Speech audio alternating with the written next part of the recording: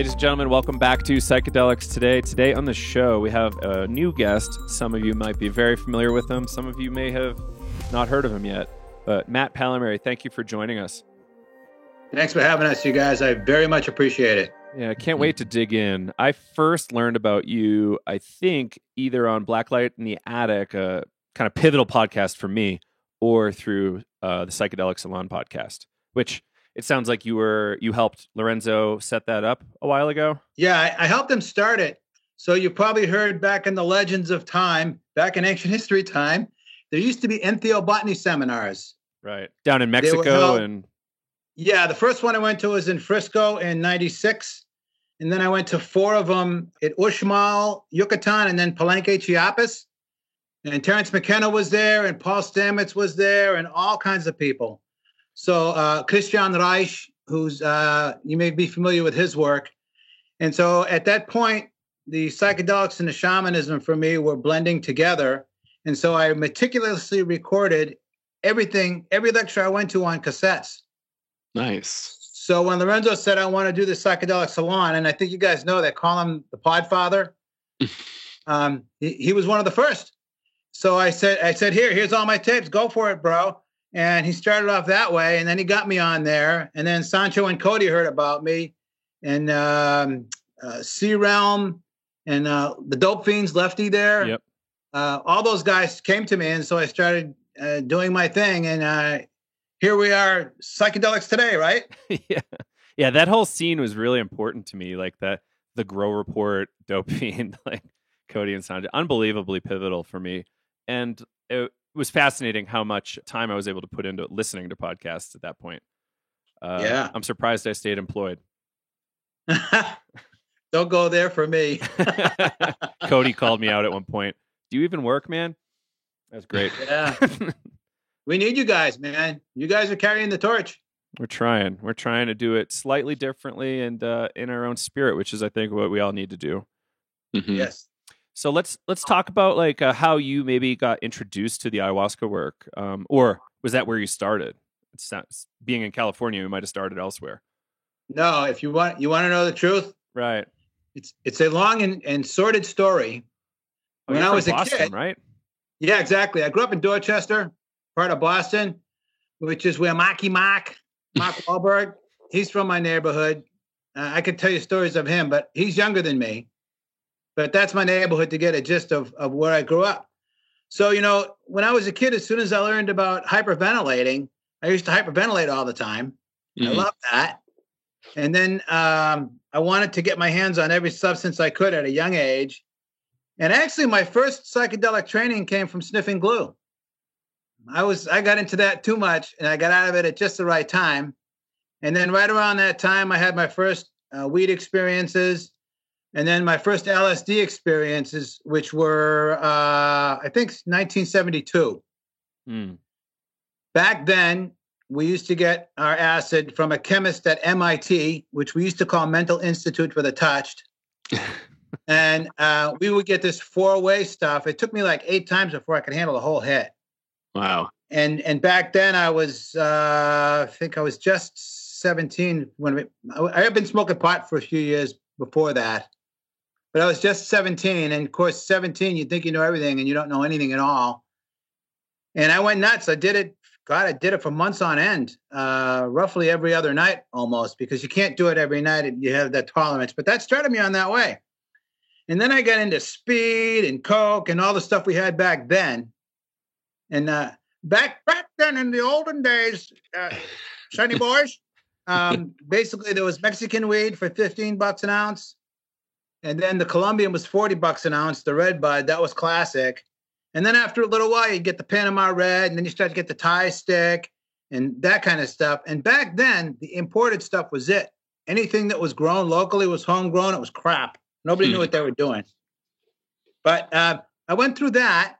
And then I went through a period of trying all kinds of different things. And I got in trouble with speed. I got in trouble with angel dust. I tried heroin a few times, didn't talk to me.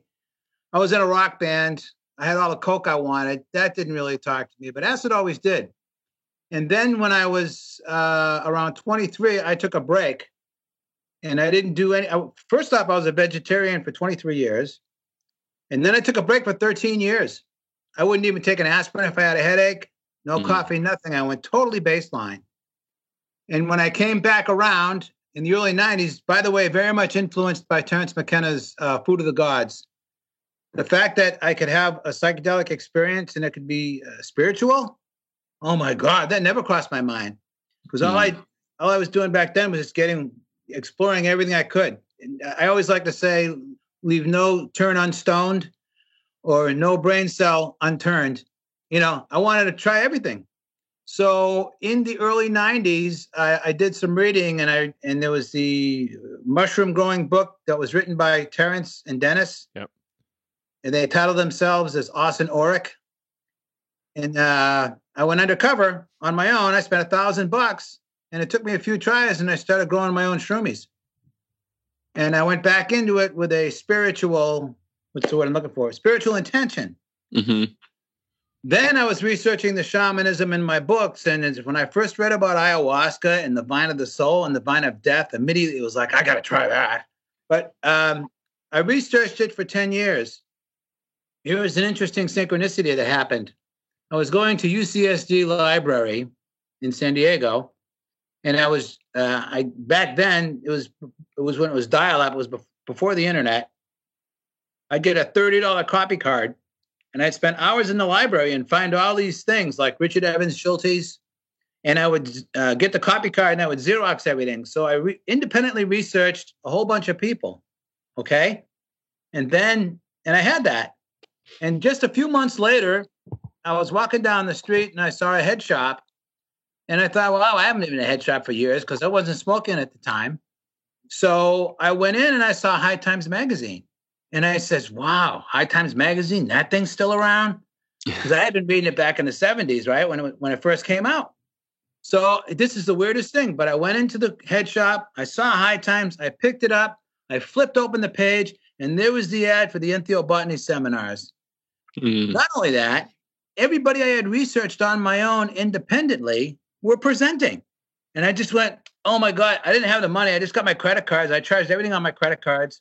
I went there. They had Mind Books there at the time. I spent $550 on books, 2 shopping bags full, read every single one of them. And then I was in. So I actually had studied researched ayahuasca for 10 years before I found it. And then when I found it and I found somebody that was going and I kept asking them, could I get involved? They kept blowing me off. But I kept at it.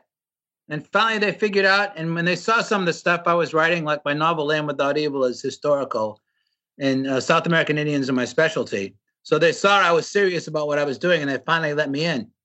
So now it's been so I did 10 years of researching it before I could find it. And now it's been almost 20 years that I've been going into the Amazon, doing extended dietas, working in all different places, doing groups of weekend sessions. At the very peak of it, I did the math and figured out that I was doing it 30 times a year for a couple of years. Wow. Along with everything else. I tried all the other plants. I've been trained in San Pedro. I did the whole Huichole pilgrimage to Huiracuta. I've worked with all the different plants that I could find. I know I haven't gotten them all, but it's been one of my life's missions. So ayahuasca really talked to me. And what tradition have you been studying with down there? So I've worked in 3 or 4 different traditions, but primarily it's mestizos who do it. Mm-hmm. But the tradition is, in my humble opinion, the oldest and the most pure, because it does. And I'm carrying the torch for that now because, like my mentor, the primary mentor, he's 86 now. He can't do it. His heart can't take it anymore. Mm-hmm. So I'm carrying the torch for that. But the guys that I was working with, I was blessed to spend some time with one of their mentors. And I'll never forget as long as I live. This was in 2001. And he says to me, I am a plant man. My father was a plant man. His father before him was a plant man. His father before him was a plant man. I come from a long line of plant men. And I thought, this is it. So out of all the different traditions that I've worked in, this one has been the most purest and the most intense in terms of the dieta and all the different plants that I have now worked with. Because I've worked with tons of plants now. They're all my friends. They're all my buddies, boys and girls. So just to clarify, mestizo, that's kind of like right around Iquitos would be the region then? It's actually everywhere. The definition of mestizo is basically mixed race. Okay. So there originally, obviously, were Spanish and Indians, but they brought in black people to work the rubber plantations. There was a lot of Chinese were brought in. So everybody, not everybody, but a lot of people have this whole idealistic vision. Oh, I'm the Amazon and all these Indian tribes and all that. Well, there is that, but more than anything, it's all really all mixed up. So somebody you meet could be part black, part Chinese, part Spanish, part Indian. So mestizo is the mixed race, is the point. But regardless of the race or the genetic origins, the traditions are held closely, and the ones I work with are very pure. Great. Yeah, that's cool. And I assume you love Peru then, if you've been going down for that long. It's my home away from home. I recently did last year, I did the Pablo Amaringo and his students exhibit with my friend, Professor Scott Olson. It's down in at Florida, the Appleton right? Museum. Yeah, Central Florida. And all the guys, the artists, the musicians, they're all my bros. I've known them since they were younger. I was good friends with Pablo Amaringo. I'm very good friends with his son Juan. I've probably helped Pablo sell well over $100,000 worth of artwork. So I've been close with the family and with the school, and I'm very dialed in. So I've known some of these guys since they were little. So for me, going down to Florida and doing that exhibit for me was old home week because my bros. You know, the cover of my new book, "The Center of the Universe is Right Between Your Eyes, but Home is Where the Heart Is." A long title. That artwork was done by William Llerena Murayi. I think I said that right. And William, I've been going into the jungle and singing and playing with him for years as a musician, and he's also a talented artist. So I've been singing and playing music. I rattle, I drum, and I sing. I do icaros with these guys, and I've been doing it for years, and I've known some of them literally since they were kids. So it's a really deep sense of family for me, and it's an instant connection. And it is. It's more than, gee, I know these guys. They truly, I see them as my family. So I've spent probably a total of close to 6 months in the jungle. 3 weeks here, 2 weeks there. I've also spent probably a month and a half in the Andes, and I've worked with all those traditions with the Huachuma, San Pedro shamans. I've been in the desert. I've been all over the country now, but the jungle really has a special place in my heart. It's the heart of. There are more plants and things there than anywhere else, and there's a whole lecture on that I could go into, but I don't want to get too much off track. I'm sure we wouldn't get too far off track, but what were you going to say, Joe? Let's start talking about your book. It's your 13th book, which is pretty impressive. Sir. Thank you. So, what's the story? It's an interweaving of a lot of different things. So, my whole perception of reality is different than most.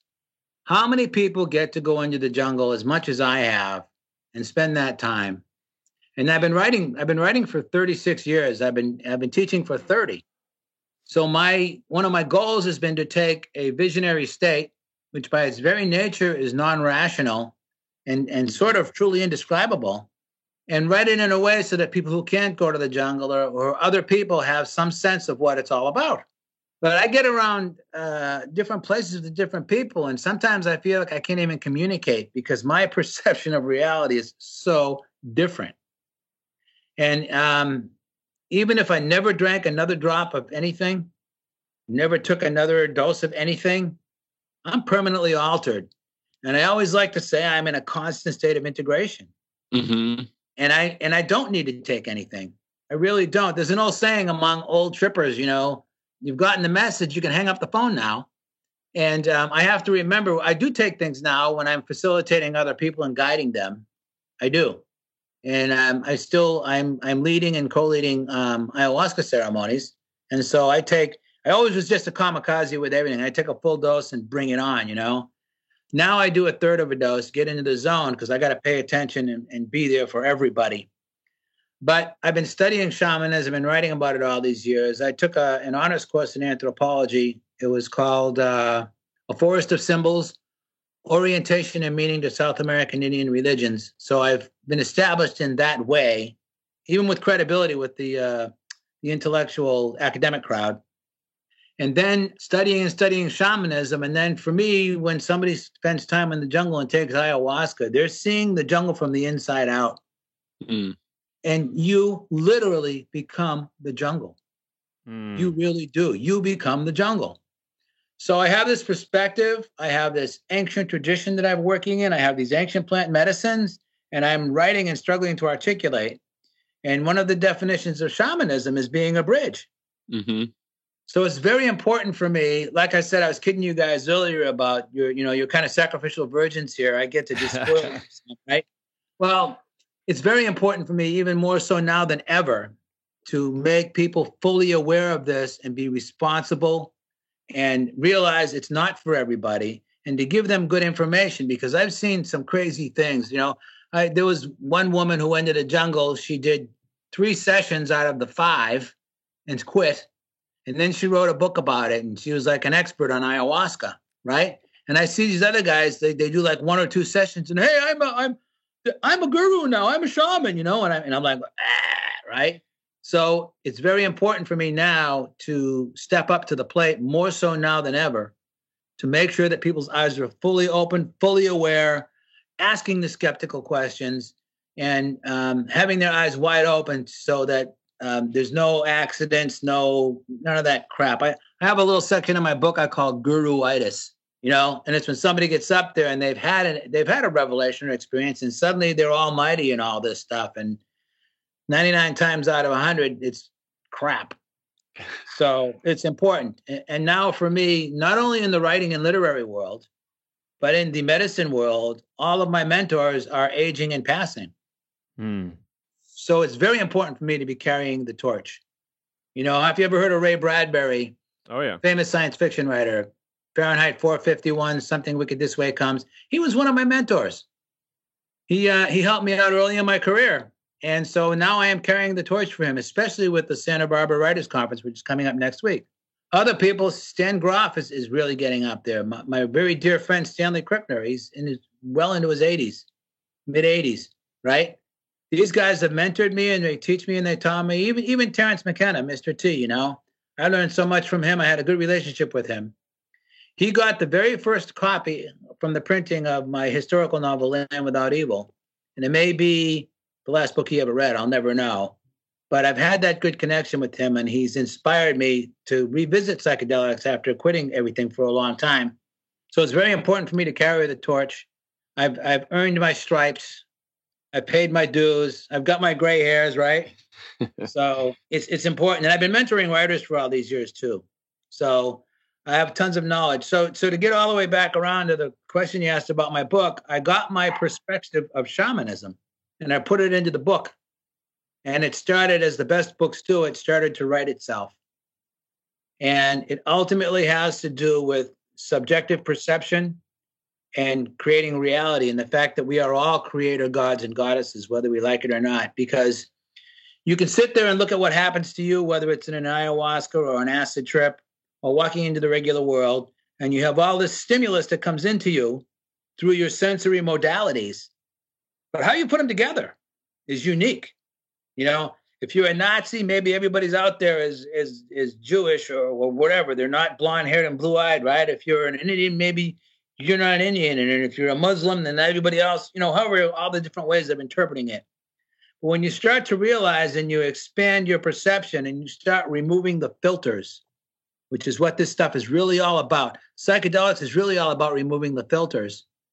And the more you remove the filters, the more aware you become. And the more aware you become, the more in the moment you are. And when you're in the moment and you're fully aware in the moment, then you're not worrying about what's going to happen next. And if you're worrying about what happened next, it's because it's something that happened to you in the past, right? Or if you're tripping over what happened to you in the past, right? You're not present. You're not there. So when you start to work in clearing all those filters away, then your perception gets clearer. And when you are truly in the moment, you are really as fully aware as possible. So I get into the whole concept of shamanism, and in a shamanic worldview, absolutely everything is energy. And then I set out to prove it. And then I talk about visionary states and ayahuasca experiences and how they affect you. And I have it backed up with a lot of science, because in a way I wrote that book for either the academics and or the atheists. I went a little overboard, maybe intellectually, but I wanted to say, come on, argue with me, bring it, right? Mm-hmm.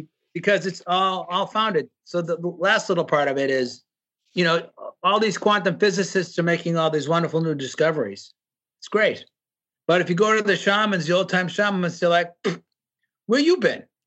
I've known that since forever.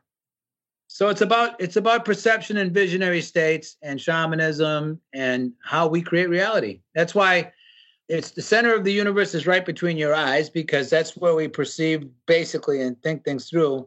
But home is where the heart is, because if you continue to do this work, you will find your way back to your heart.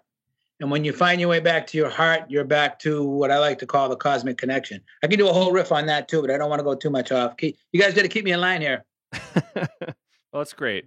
And what's fascinating too is that this isn't just an Amazonian phenomenon, right? There's so many cultures that hold deep wisdom that we're just getting now in modern science all over Africa.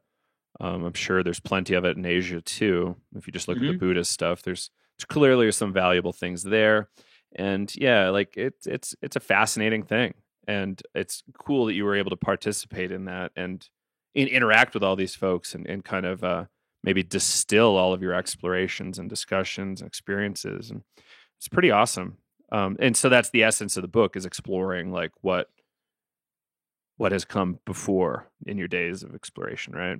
Yeah. What I often like to say when I lecture, and this is true. In fact, I've spoken to some Christian groups and I've really blown them away, because I would get up there. I got up one time into this Rotary Club, and I said, thank you for coming here and letting me speak about the world's oldest profession. And the jaws dropped, and some of the wives went, oh, and I went, ah. And I went, look where all your brains went. That's not the world's oldest profession. It's shamanism. And then I had them, right?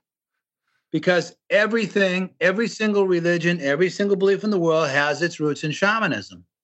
And one of the things that fascinated me about shamanism was the universal things that are, whether it's a Peruvian shaman or a Siberian shaman or a Chinese shaman or a Korean shaman, they all have the same core basic roots of belief. The myth of the flood, from the Bible, there's remote tribes in the Amazon who don't hardly come in contact with anybody else, and they have the myth of the flood. So the universality of shamanism, that is the root of all of them, is what drew me to it, and it's really at the core of it all. I always like to say that organized religion is about the words of prophets. So Muhammad in the cave, Jesus in the desert. In fact, I always get the Christians too, because I'll say, look, no disrespect, but I'm going to tell you right now, if any one of us go into the desert and we fast for 40 days and 40 nights, I guarantee you we'll all be talking to God. All right? That's a fact.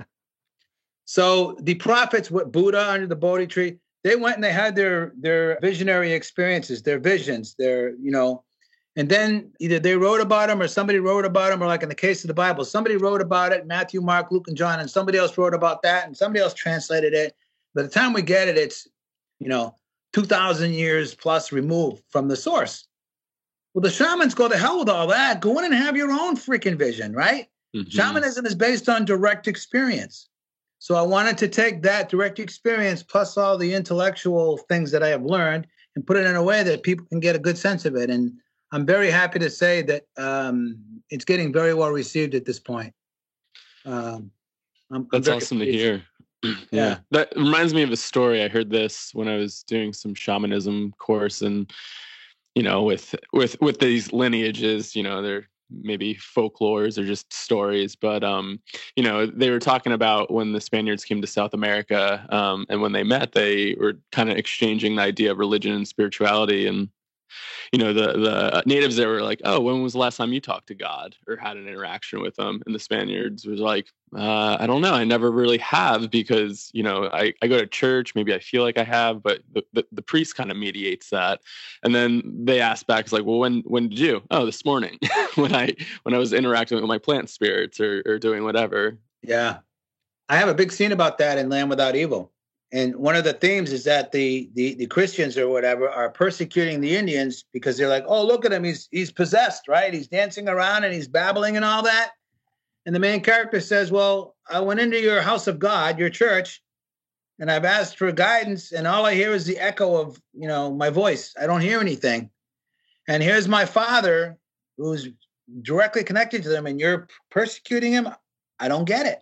So that's been a big underlying thing. So that's a very good observation on your part, along those lines. And so you've kind of like defined shamanism a little bit. You mentioned it as a bridge and also kind of like these use of ancient techniques. But do you have any sort of definition of what shamanism is, or how do you view this system of beliefs? Sure. So one of the things I always like to say is shamans were the first storytellers, the first musicians, the first performing artists, the first psychologists, psychiatrists. They were all of that. They served all of those functions. They are, there's a famous book, I think it's called Archaic Techniques of Ecstasy by Mircea Eliade. Mm-hmm. And he talked about the fact that shamans are masters of altered states. So ultimately, everything is about perception. Like Terence McKenna brought out the observation that if you take low doses of mushrooms, it improves your visual acuity and your edge perception. So it gives you a distinct hunting advantage. There's a thing about ayahuasca. I was just telling this to somebody the other day in another interview. But when you drink ayahuasca and you do this dieta, over time, it's a very restricted diet, and you're ingesting plants along with the ayahuasca. Well, over time, you start to smell like the jungle. Your sweat, what comes out of your body, smells like the jungle. So what they do in the jungle, and I always like to use the jaguar for an example. Jaguar has a very highly refined sense of smell. It's one of the reasons traditionally you're not supposed to have sex around ayahuasca, because the pheromones and those smells, they can pick up on those. They, super highly refined. So what traditionally they would do on an ayahuasca journey is they would hunt the jaguar in spirit in the journey first. And then when they've been doing this dieta and purified over time, and they smell like the jungle, when they actually physically go out and hunt the jaguar in the physical world, so to speak, they don't smell human. They smell like plants. And so they are virtually invisible for that animal. So shamans have been ones who have expanded their perception in whatever ways they can. And there's also, like the Christians had the self-flagellation. And I'm not picking on Christians, by the way. I'm just using them for an example. But different fasting, all these different things to push the limits of the physical world that we know it in order to push us into places that are normally uncomfortable. Because you have to go to the places that aren't uncomfortable to get outside of yourself.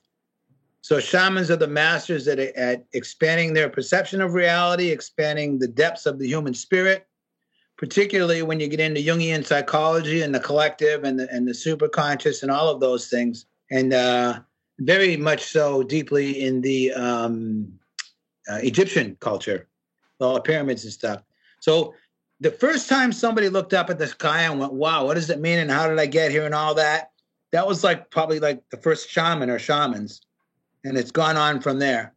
And unfortunately, throughout our history, particularly which the witch hunts and things that went on, they were trying to stuff that really traditional indigenous knowledge, and we become increasingly separated from the natural world. That's another theme in my book about being more and more isolated from the natural world. There's all the jokes about the younger guys playing the video games and they don't know what the sun's like. They don't know what it's like outside, right? We're out of touch with nature as a culture, and that's one of the reasons we're so screwed. One last little thing. Western scientific method, divide and conquer and logic, we've been overwhelmed with that. And culturally, we really can't see the forest for the trees because we're all caught up in this divide and conquer as opposed to seeing the big picture. It's one of the great things about Chinese medicine. It's a systemic approach. They look at everything. Shamans look at everything. Chinese medicine is an offshoot of shamanism. Acupuncture, Chinese herbs, all shamanism. It all comes from shamanism. Does that answer your question? Yeah, that definitely does. I can go on for days, bro. Yeah. Well, we've probably talked about shamanism a little bit on the show, but it's nice to kind of unpack it again since we don't cover it too much. Kyle, it relates to your discussion we had recently about what does it mean? I think with Zach Leary, what does it mean to be close to nature in an interesting way?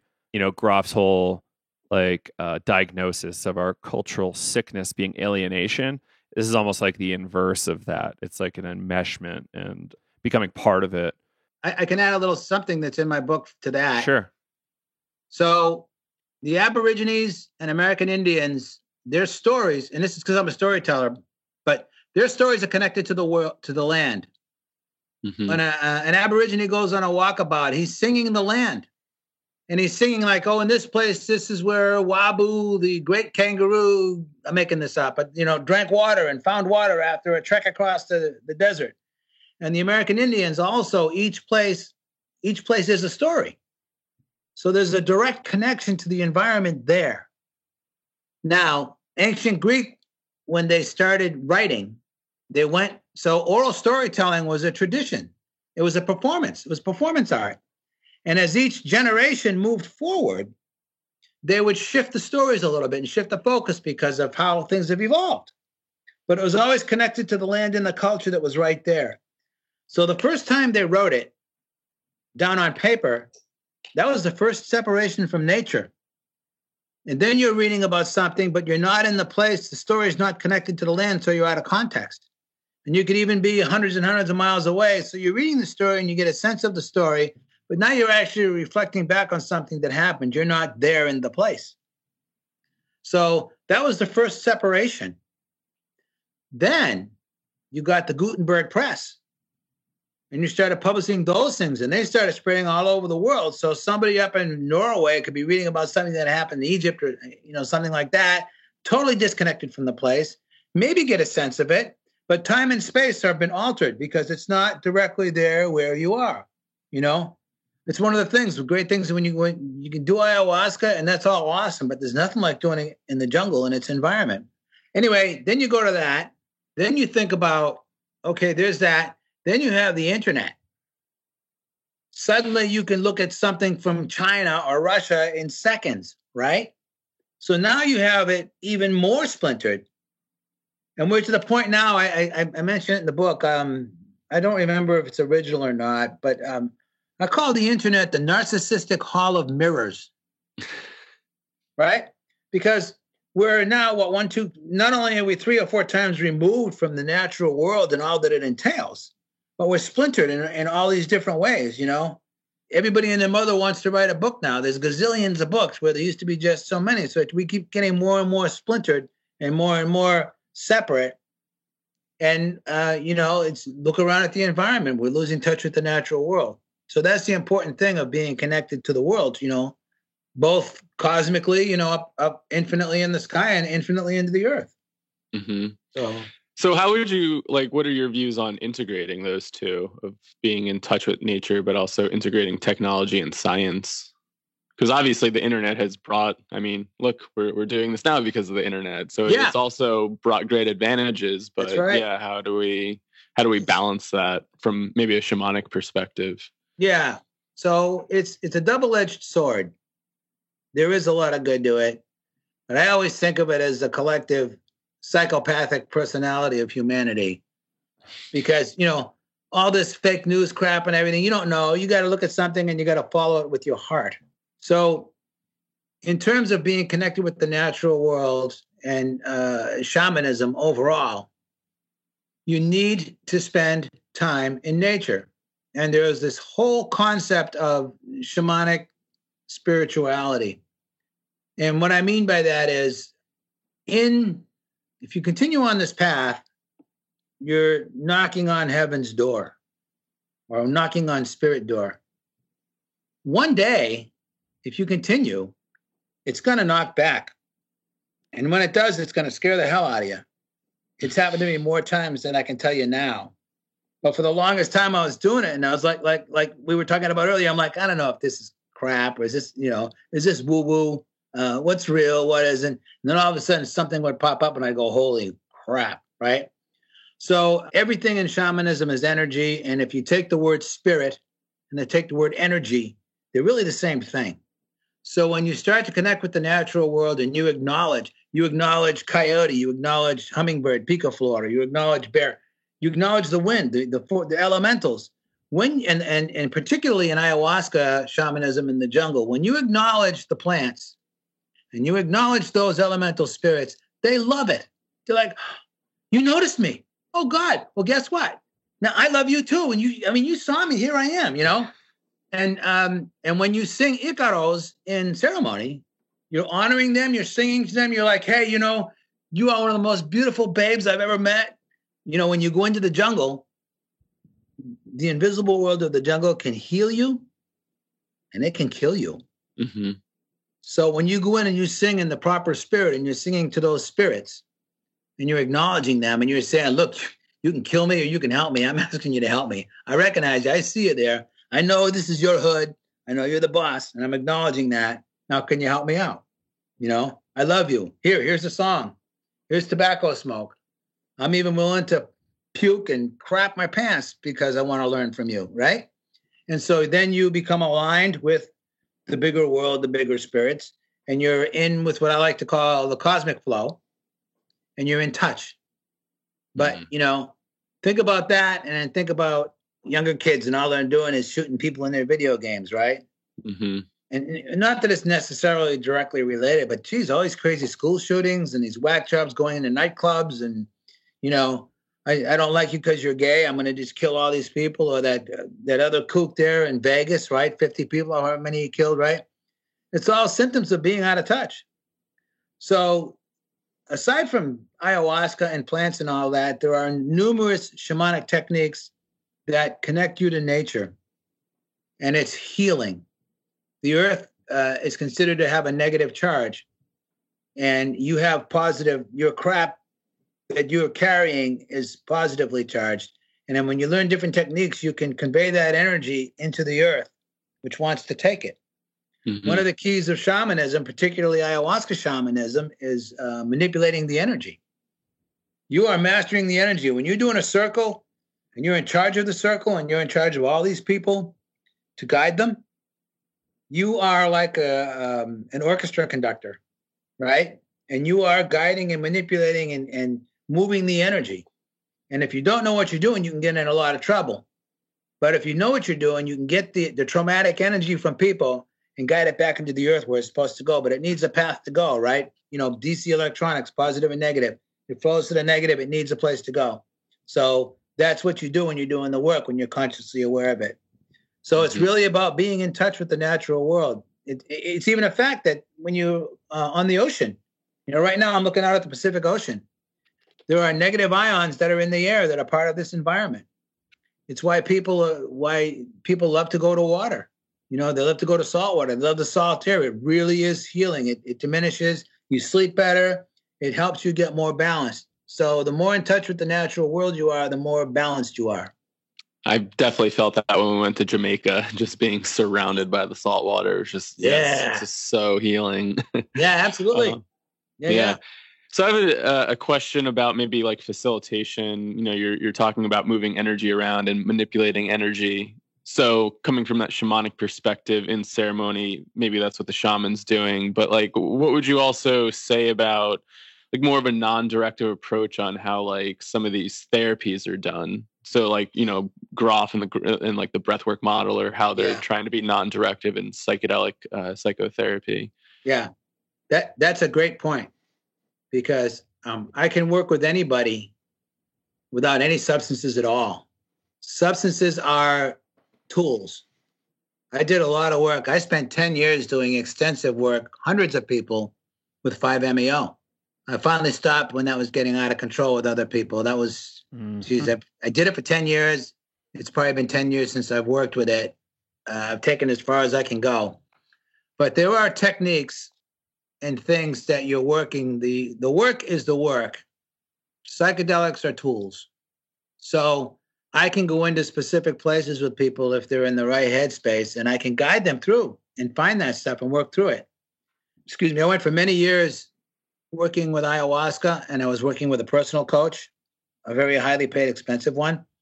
And everybody else that she coached, if she heard they were working with ayahuasca, she told them stop, but not me. She told me to keep doing it and keep doing it. And it took me 3, 4, 5 years to figure it out. And finally it gelled and I got it all. And I have both of those modalities integrated. It's all the same to me now. So I can see that. So there's tons of things you can do with dream work. There's tons of things you can do with people. There's a lot of this work now with MDMA and PTSD is you get the people relaxed and comfortable and opened up with the PTSD with MDMA, And you may need it once or twice and then do some really good follow-up counseling. And that's all they ever need.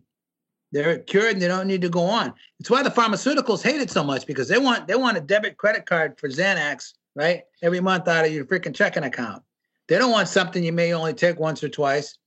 Or even if you take it more, you're not going to take MDMA every day and all that stuff. You may go through a phase in the beginning, but it's not frequent. It's also very cheap. So there are just different ways of accessing the subconscious. Like the 10 days in the jungle, when the dieta there, the boundaries between your conscious and your subconscious blur. And all the stuff that's in your subconscious comes up, good, bad, and indifferent. And other than being in the group sessions, you're by yourself. There's nobody to project onto. There's nobody to blame. And you got to face your stuff. And that's how you find it. And for me, it was very intense. My very first dieta, which is the ending of my memoir, Spirit Matters, I had the most profound spiritual experience of my life. And it opened me up in ways I never could have imagined. It really nailed things for me. And it showed me things I never could have conceived of. So when you do that kind of work, your dreams, and particularly for me in that case, my dreams, my visions, and my waking state all kind of blurred and worked together. And in indigenous cultures, waking and dreaming and visions, they're all the same. It's just a continuum. So the more I've done this work, the magical things that have happened in my visions and my dreams have been filtering into my everyday life. And I see it as all the same. But that's after a lot of work of digging and digging and digging. So they're all techniques for exploring the subconscious where the shadow's hidden and other things. And the shadow isn't always necessarily bad. There's good things in there, but that's what stuff is hidden, and it forces you to look at it. And if you want to look at it, then you're going to see the truth, and you're going to realize that your head isn't really always in the best place. It really is your heart, which is superior. It's even been proven scientifically. I can keep going. I'm kind of curious on your opinion of or just, reflecting on your experience around how this MDMA therapy kind of works, or how, I think Kyle kind of already hinted at it, like this shamanic actively doing work on people versus just letting them go. Like, how do you see that? Is it really necessary to work on people, or is it just more helpful when you're at that skill level? That's good. I like that. You guys are awesome, by the way. I love your questions, man. This is great. So here's the thing. Everything I do is an offering. Mm-hmm. In shamanism, it's an offering. I would never say to anybody, you need to take this 4-way hit of acid. Never. But what I would say is, hey, I got some really good acid. If you're interested, it's here for you. You want help? I'll guide you. I'm here, but it's an offering. Take it or leave it. I have that exact same approach with all of my books and all of my writing. Here it is. It's an offering. Take it or leave it. You don't like it? I don't care. But here it is if you want it. By the way, I've been going to the jungle for 30 years and studying this all of my life, and I got a lot of experience. So you might learn something from it, but it's here. It's an offering. So anybody who needs help, they really need to ask. Anybody who comes to an ayahuasca circle, well, the fact that they're showing up, it's asking. But if somebody's deep in their process, if they get in real trouble, I may intervene and make myself available and let them know that I'm there. Somebody's there, so they're not lost in space or wherever the hell they are, whatever galaxy they may be exploring. So it's good for them to know and feel confident that there is a structure and they're in a safe container and they can work through. And I say to people a lot, and it's really true, I will go anywhere in the dark with anybody. I will. And because I've been through so much in my own life and my own research, I can say this without ego, truly, I'm fearless. If somebody came up to me and stuck a gun in my face and cocked it, you bet I'd be scared. But generally speaking, the psyche and the realms and the things, the horrific things that people have been traumatized by, I'll go through that experience with them. I'll hold their hand if they need it, if they need to be hugged and all that. I'm okay with that. It's very important. So I'm there, and any really good practitioner or a therapist is there for people, and they know that they've got somebody to watch out for them.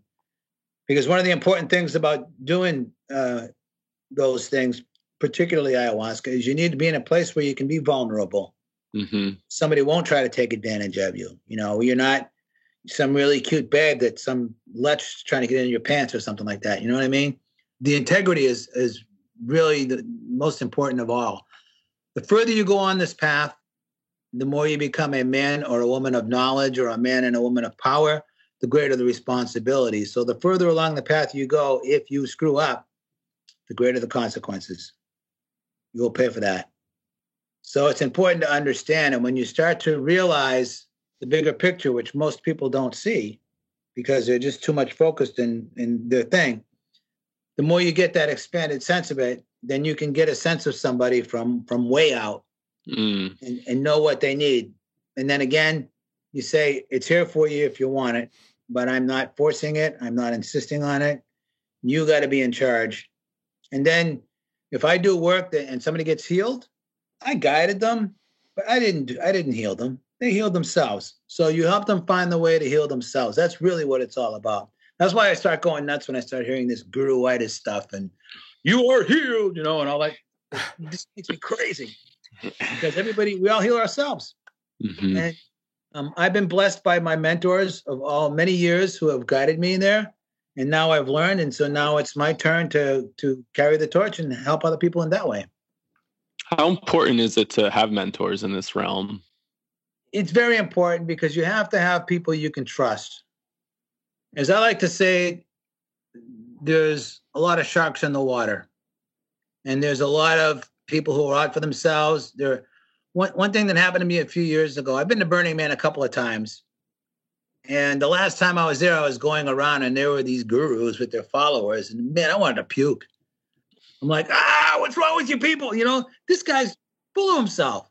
But younger people are impressionable, right? Psychedelic gurus or just of all types? All types. Like, this is John Smith, and he did 5-MeO 10 times. And so he's the expert, and he can guide your spirit to the other realms, and he's connected with the cosmos, and he will bless you, and all that crap. It really drives me crazy. I'll shut up. If people watch the Monty Python's The Life of Brian and just kind of like reflect on it, like this is what today kind of looks like a little bit, where there's these guys just talking and people listen and go, oh yeah, that's great. And as opposed to like critical thinking, which wasn't really too commonplace back then in Roman times, it's still not commonplace now. So like how far have we actually come in 2,000 years, Yeah. So I've been studying this for years. And now for me personally, and I've been teaching for years and all that, but my mentors are all dying off. Mm-hmm. So I got to carry the torch. I'm here. They gave me that experience. When I went with the first guy, when I went with him for the first time into the jungle, he'd already been going for 15 years. And he tied me in with some people. Yeah, he tied me in with some people who have had real integrity. And I know I'm getting the real deal. I know it's been safely tested, so to speak. And I know I've found this tradition, this lineage that is, for lack of better words, pure. So I know I'm going to the right place. That's why it is important to have mentors. On the other side of that, when you work with mentors, you get to a point where you really come into your own and you'll outgrow them if you're doing the job right. Mm-hmm. And then it's time for you to take it to the next level. I've got a nephew. We're really close. He's done a lot of work with me. He's in his mid-30s. And sometimes he blows me away with how smart he is. But I realize he's been listening to me all these years. So something that might have taken me 15 years to figure out, I tell him and he goes, oh, I get it, Uncle Matt. Bang. He doesn't have to do that work, right? He's on his way. And so I feel very important about that in terms of carrying the torch, carrying the tradition. In the case of my life, I won't get into all the details, but my old man was a big band jazz drummer, and he was addicted to codeine, and he drank and he smoked weed. Well, that's all he had. He didn't have acid. He didn't have mushrooms. He didn't have ayahuasca, right? So I feel very blessed in that way in terms of where we are in our culture and our history to be able to access all these things. You know, I've done a ton of Sasha Shulgin's designer goodies. You know, I mean, I know I haven't done everything. Yeah, exactly, right? I haven't done everything, but I tried it, and I know what it's all about, and it helps me with my perspective. After all the things that I've done, to me, ayahuasca is the top. You can't beat it. How about can you speak to the difference of drinking ayahuasca in the U.S.? I'm not going to say urban or rural, but just the U.S. versus the Amazon. Yeah, two things, maybe more. One of the things that fascinated me about ayahuasca is that you could be in New York City somewhere doing it, and you could be in the Amazon, and you'll still see jaguars, and you'll still see snakes, and you'll still see the same basic subconscious. The other part of that that's always fascinated me is that there is a generally agreed upon map of the subconscious. Everybody talks about the crystal castles. You may or may not have taken a peek at them smoking DMT. I've experienced them to very intense degrees, but it's an agreed upon landscape, and people who have done a lot of work all go, oh yeah, I know that place. I've been there. So there is this psychological landscape. But when you're in the jungle and you're in the home place of the spirit, they call ayahuasca the mother of all the plants. There's a whole thing like ayahuasca is the mother of tobacco. And all these other different plants that I've worked with in conjunction with ayahuasca and the dietas all work together in an orchestra. And as I mentioned earlier, when you do the dieta and you really get deeply into it, you become the jungle. So you are directly experiencing the orchestra of the birds and the bees and the flowers and the trees, right? The bugs own the jungle, but this bug eats that bug, a lizard eats that. It eats the plant, then it dies, and then a plant grows out of that, and then something else eats that, and it's always, and so you become part of that whole cycle and you experience it directly. So in many ways, ayahuasca in the States, maybe it's a bachelor's or a master's, maybe a bachelor's, right? But you go to the jungle, man, you get your PhD, you know? So there's something about being in that. And plus, even when you're doing the dieta, the fact that you're in a tropical environment, you're sweating, your body's cleansing in that way. And then the things that they feed you or don't feed you and the different plants you take are all there to clean you out. In the jungle in Peru, they call ayahuasca la purga, the purge. And some of the dietas and some of the plants there are specifically made to purge you on multiple levels. I mean, you literally have it coming out every orifice, you know, tears, snot, earwax. I mean, it comes out everything, right? Which is cleansing and purification. So there's a lot to be said about being in that place. You know, like they'll say, oh, well, this compound in this plant could possibly cure cancer. And they'll go and they'll try it and it won't work. Well, guess what? You weren't using that particular compound in that plant in that particular environment where it was tropical, where you were sweating, where the diet was very much restricted, all of those things. So it's important to have the whole essence of it, you know, together. Is that a good answer for? I think that makes sense. It makes sense to me. It's definitely a complicated thing, right? It's all complicated. One thing I want to talk about a lot lately is like the difference between ayahuasca and ayahuasca shamanism.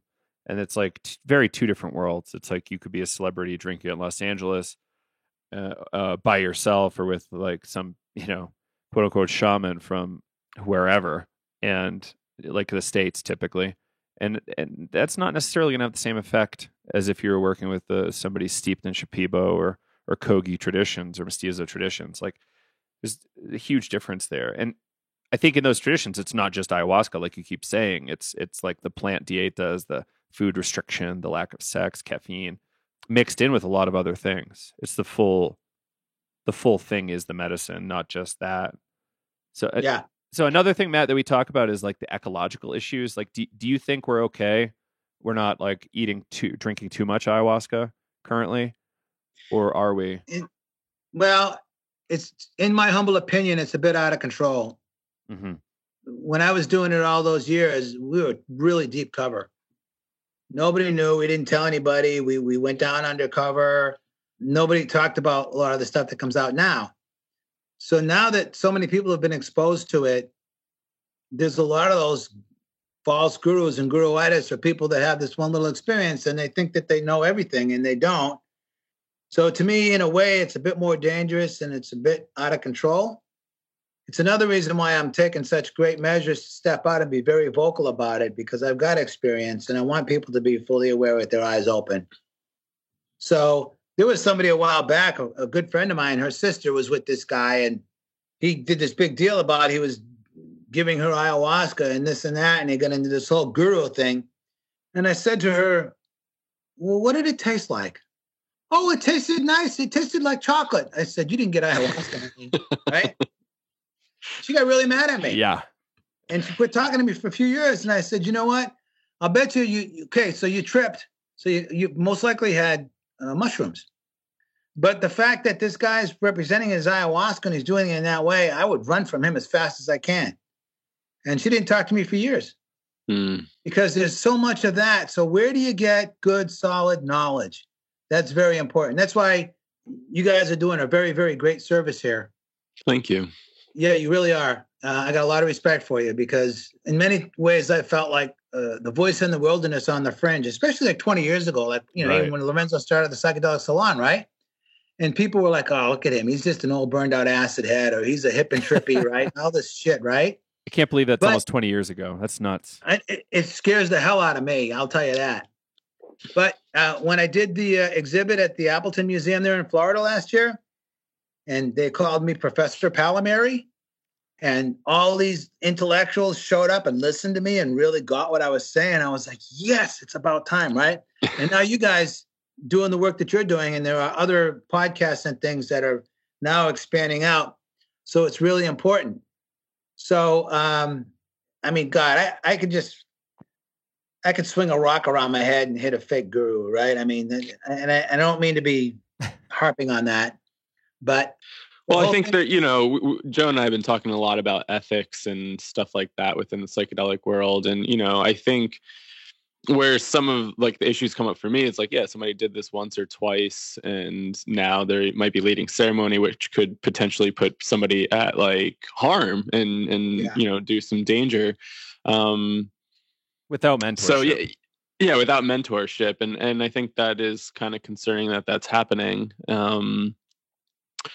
But yeah, going back to the ecological thing, it was interesting when we talked to Mark Plotkin and Dennis. Oh, yeah. They were saying like, oh, it's actually been really good because ayahuasca has kind of escaped the jungle, and it's kind of like the evolution of the plant is able to go elsewhere. Yeah, and Dennis, when we asked him about like the over harvesting or the ecological like influence that the spread of ayahuasca tourism is having.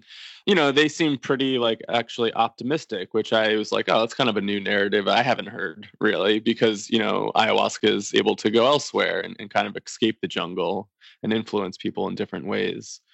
Yeah. But yeah, just wondering some of your thoughts on that as well. Well, there's the whole Hawaii-ayahuasca culture, which Terence McKenna actually started along with another friend of mine whose name I can't mention. You're talking mushrooms with MAOIs? No. Terence and other people I know brought ayahuasca to Hawaii. Oh, got it. Hawaii-ayahuasca. Understood. Hawaii-ayahuasca. Yeah, exactly. So there's a whole subculture there that's been thriving. And ayahuasca loves Hawaii. And what's not to love, right? So I do. There is that. And there are people who are now cultivating it. And it's one of those double-edged things, because years ago, I was at my place in the jungle, remote, at the shaman's camp, where we do the work. And it rained heavy. And the mahogany poachers were floating big mahogany logs down the river because the river was up. And first you think, oh, those rotten people, they're poaching mahogany, blah, blah, blah. And then you look at the guy and he's dressed in rags and he's trying to feed his family, right? So it's kind of a mixed bag like that. And a lot of the ones who are doing the ayahuasca stuff are needing the money. A lot of younger guys now that I worked with years ago when they were very first starting out as apprentices, bringing me my food, They're like full-on ayahuasquero shamans now. And they were trained in the tradition. And the guys that I've worked with the longest are having a hard time keeping up with the demand. Mm. And you don't want to get all like exclusive, like, oh, only these people can have it. That's not right either.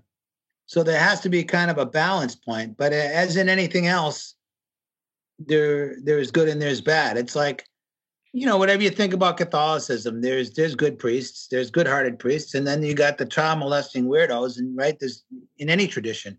Even there's a lot of them in the Amazon shamans who are not ethical.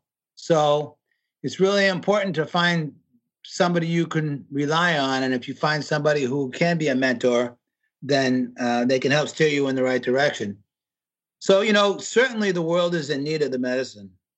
I used to make a joke about my plan for world peace, and that is to get all the big crazy leaders and dictators, put them all in a room, and make them all drink ayahuasca for 30 days straight. And then if they don't figure it out by then, start hitting them with 5-MeO. But, you know, it could make a difference, right? There's a chance. So, you know, the medicine is needed. We are so disconnected. So it's necessary, but it really needs somehow to be done with integrity. And people really should, you know, it was one of the big things between Aldous Huxley and Timothy Leary. They had a big conflict because Aldous Huxley thought learning psychedelics and things should be more structured and more, I don't want to say academic, but more structured. And, you know, Tim Leary was like, hey, turn on, tune in, and drop out. Everybody gets candy, right? Mm-hmm. So that there has to be a middle zone. There really has to be responsibility, responsible use, responsible, like this discussion we're having right now, where people go in with their eyes wide open. So they're not half-cocked or going to somebody who had one or two experiences and suddenly thinks they're God's chosen guru for the earth, you know? Do you have a specific place in Peru that you suggest people to go, or do you try to keep that on the DL and have people do their own research? Most of the work I've done has been around Pucallpa, and I've also done a fair amount in Iquitos.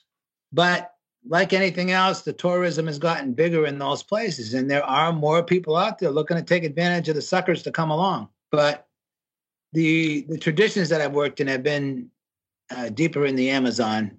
So Peruvian is the best. But like I haven't been to Ecuador, but I've worked in an Ecuadorian tradition once.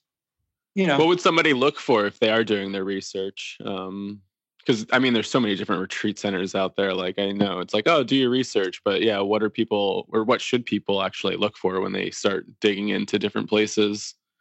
Probably the primary is if they can find references or word of mouth.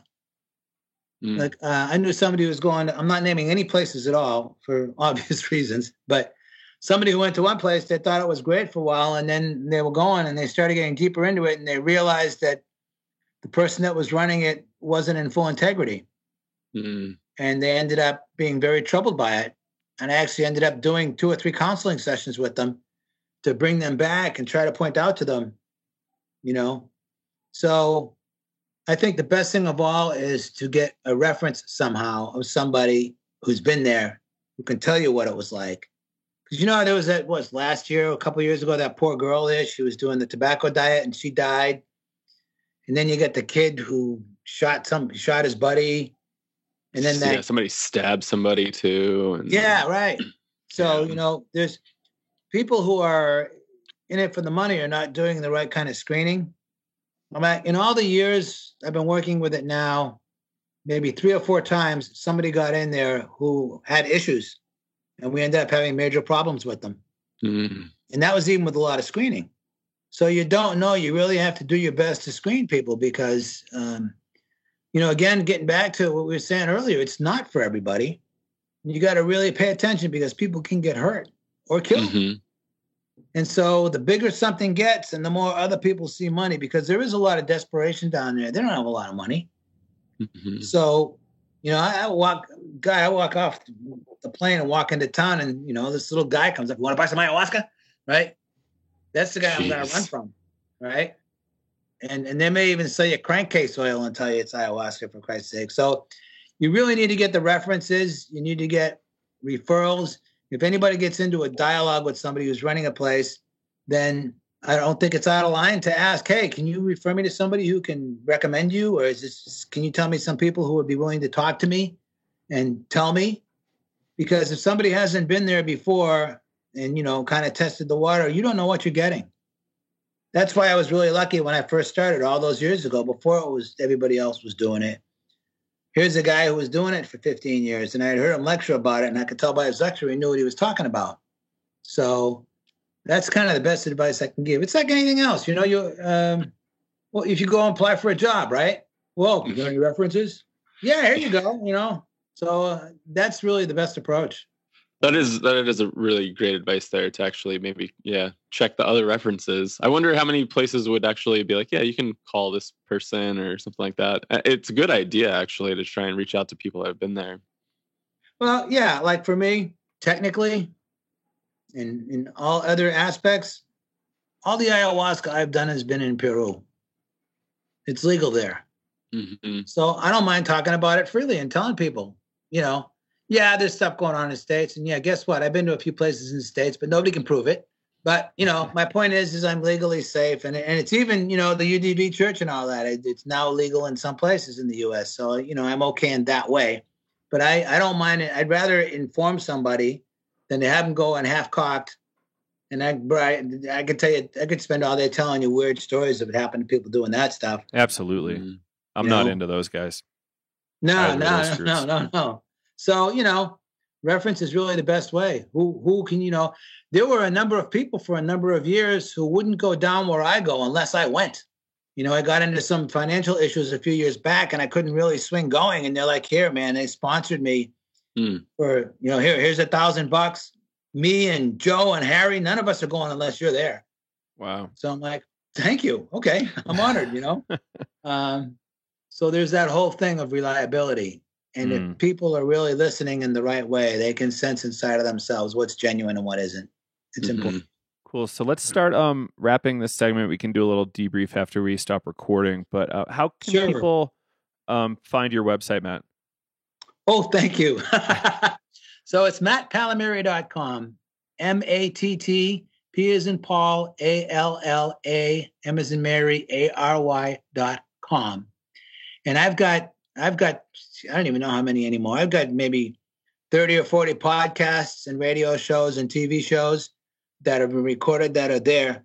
So I have one that Lorenzo did with me on Psychedelic Salon like 10, 11, 12 years ago that people still go to if they're going to go to the jungle for the first time about the dieta.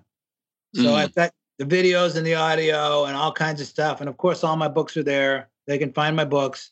And there's a contact thing there. So if somebody wants to ask a question or reach out, they can go to the contact thing, put in their information, it'll email me, and I'll be in touch there.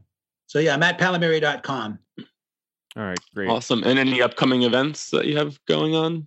Yeah, I've been doing nothing. This whole past week has been nonstop. It's a little late in the game, but if anybody is interested in writing, starting this coming Sunday, the 17th, I'm teaching at the Santa Barbara Writers Conference for a week.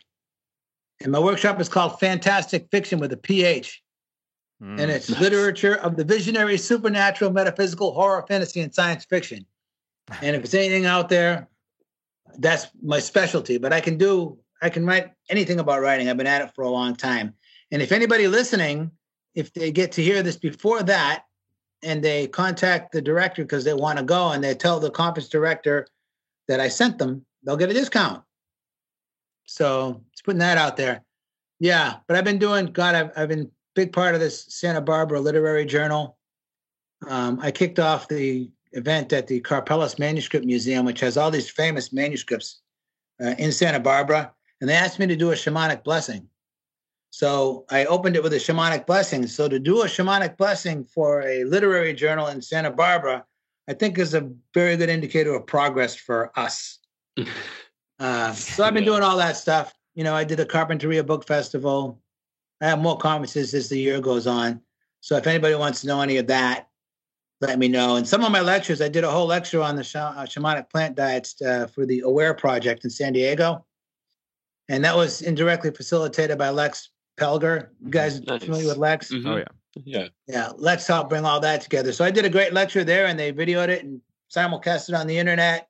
and recorded it. And so all that stuff is out there if people want to hear me babble more about these things. All right. Well, fantastic. Matt Pallamary, thank you for joining us today. It was a pleasure. Thank you, you guys. You guys really rock, man. You're doing great work. Please keep it up. Get the word out there. And I'm always at your service. If you ever have any questions and you want to do another show at some point or whatever, I am at your service. And all of my craziness is in my books. And my books are on Amazon and Kindle, Tree Books and eBooks and all that. So go out there and tell everybody in the world and make me a big bestseller, overnight success after 36 years. That'd be great. But no obligation. Thank you. Awesome. Thank you. All right.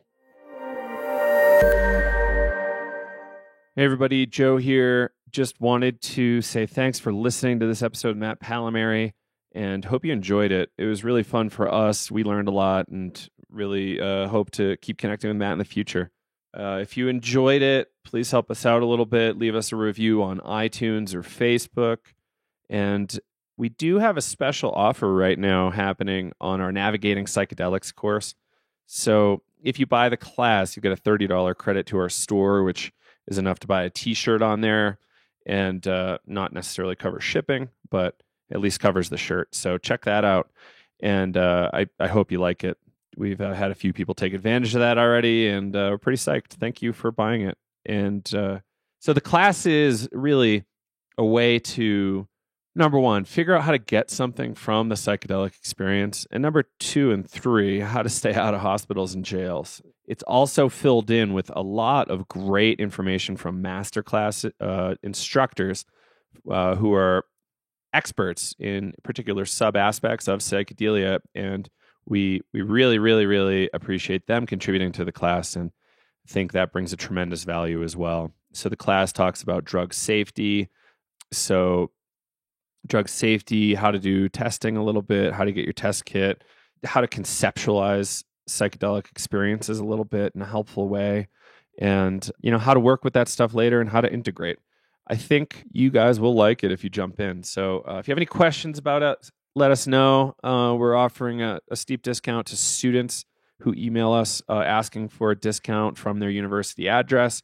So yeah, check that out, and hope you guys take advantage of it. If not, no worries. Tell a friend about the show. Maybe even shoot us an email just to let us know you enjoy it. psychedelicstoday@gmail.com.